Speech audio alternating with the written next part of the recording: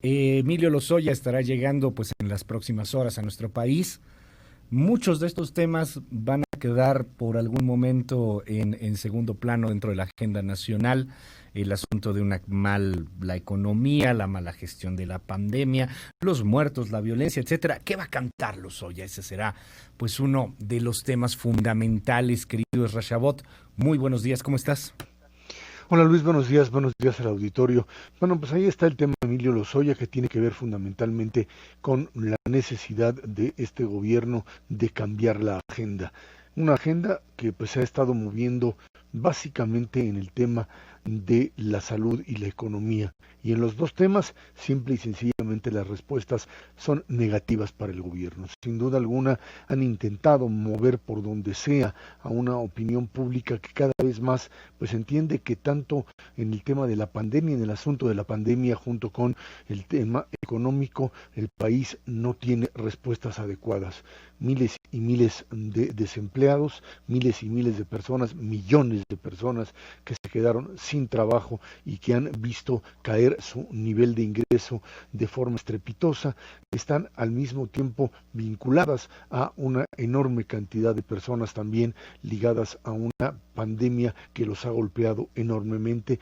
con contagiados, con cientos de miles de contagiados y por supuesto con las personas que han fallecido. Este es el contexto en donde se da esta captura, no captura ya estaba, pero esta extradición fundamentalmente de Emilio Lozoya. ¿Qué es lo que implica esto? Implica fundamentalmente el hecho de que Lozoya llega el día de hoy a México con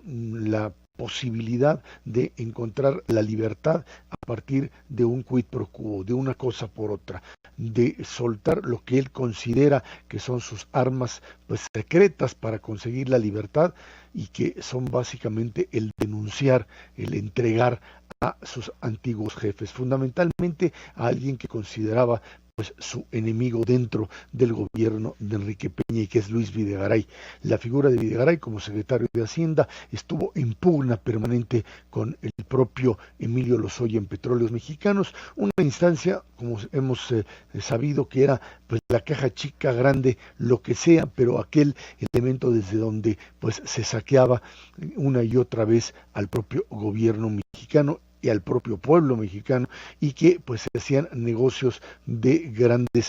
a gran escala que no se justificaban por supuesto. Pero ¿qué es lo que se intenta en este momento? Se intenta por supuesto llegar hasta donde dé la información de Lozoya. Lozoya que no sabemos si lo que en realidad tiene en sus famosos videos o en su información que es su reserva de donde él trata de encontrar la libertad, tiene allí a los políticos, dice López Obrador, que finalmente fueron corrompidos para poder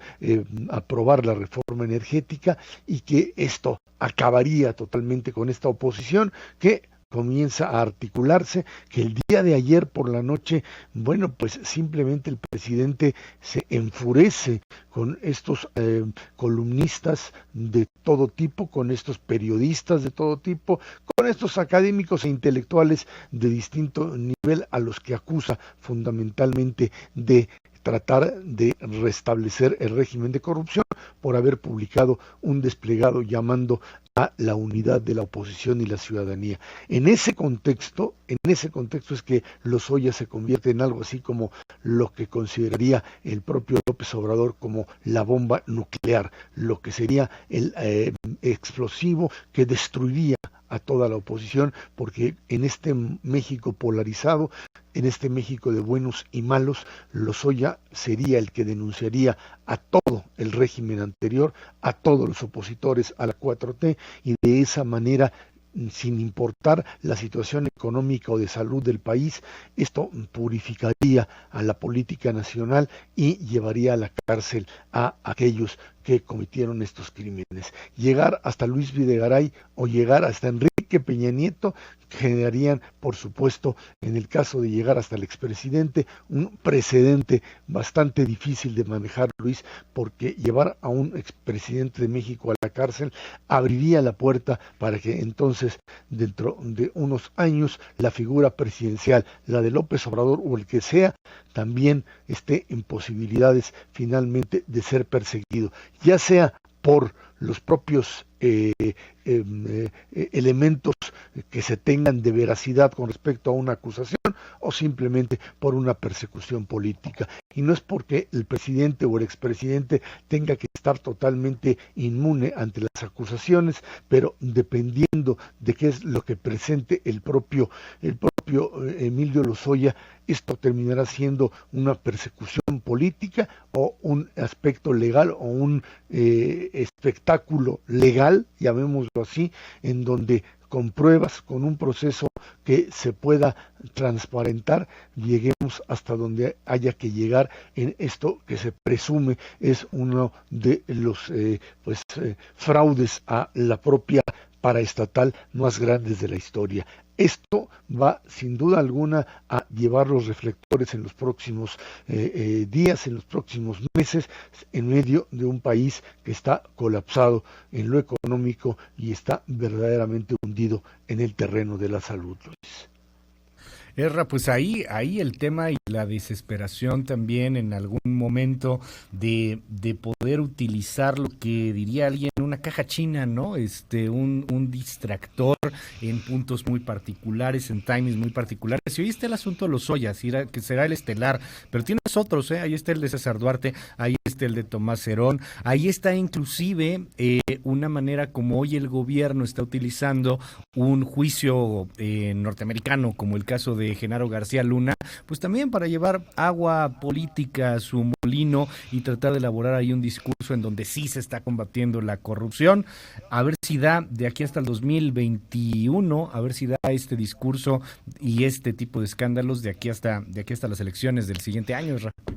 Es que, Luis, lo que queda claro es que nadie estaría en contra de que si cometieron este tipo de delitos, tanto García Luna como Duarte, como cualquiera, como Cerón, esto